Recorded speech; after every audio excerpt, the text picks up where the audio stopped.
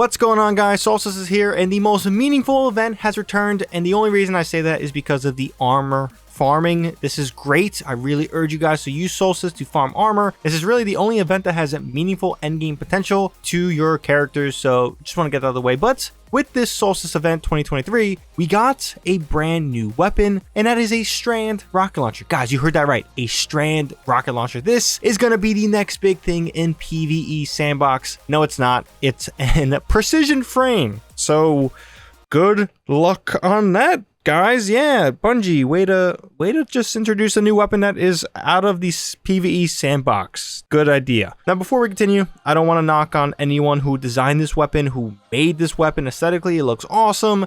It is a Strand rocket launcher, so that idea sounds incredible. It is Strand, so it works great with a lot of Strand stuff. Unraveling rounds, threadlings, it's great for all that stuff. But again, there's going to be a lack of desire for this weapon if you're looking for a rocket launcher for that end game. But again, there is fun stuff. This weapon is very solid for just ad clear, nonsensical PvE activities that are already lower tier, whether that's your bonfires like in Solstice, Vanguard Ops, or other low tier PvE activities. This rocket launcher is perfectly fine, and we'll showcase the God Roll to get, as well as go over the rolls. But yeah, it's really unfortunate to see this weapon already out the bat not have any importance. But again, I'm more caring of armor in Solstice than I am for weapons. So let's jump right into explaining and talking about all the roles for this new Strand rocket launcher. So we'll be reading this from right to left. We'll be labeling it so you guys can follow. With the origin trait, we have Dreamwork. This is a solid origin trait for what it does. Once per reload, assist or assisted final blows partially refill this weapon's magazine from reserves, potentially overflowing the magazine. Again, this is great. And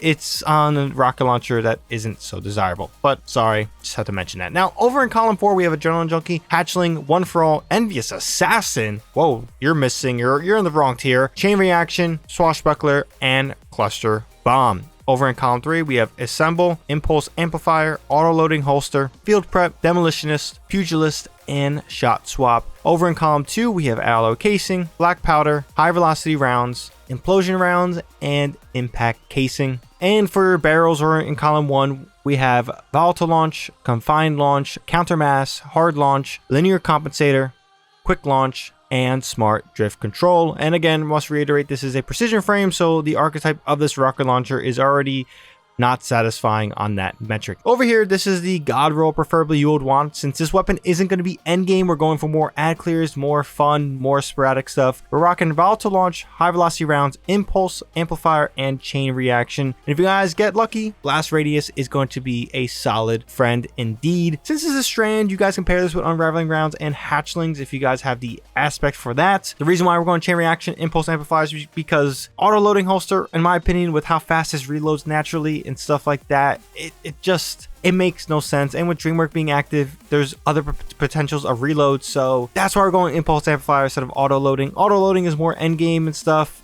This weapon, I'll be honest, this roll is fun. I got Chain Reaction, Impulse Amplifier already. High Velocity Rounds not so much, but I do have Volatile Launch. This is awesome. It's fun, it works well, it's fun. Again, for those lower tier activities, anything else besides that is very unsatisfying. As you saw with the rolls before, there's not much rocket launcher meta perks there. There's no bait and switch, there's no explosive light. It's kind of confusing that Bungie thought that this was acceptable. Not everything needs to be meta, not everything needs to be top tier echelon, but at the same time, for something you would think Bungie wants people interacting with, farming and grinding, you would think that they will make a desirable weapon alongside some desirable, chances to reroll armors from Solstice.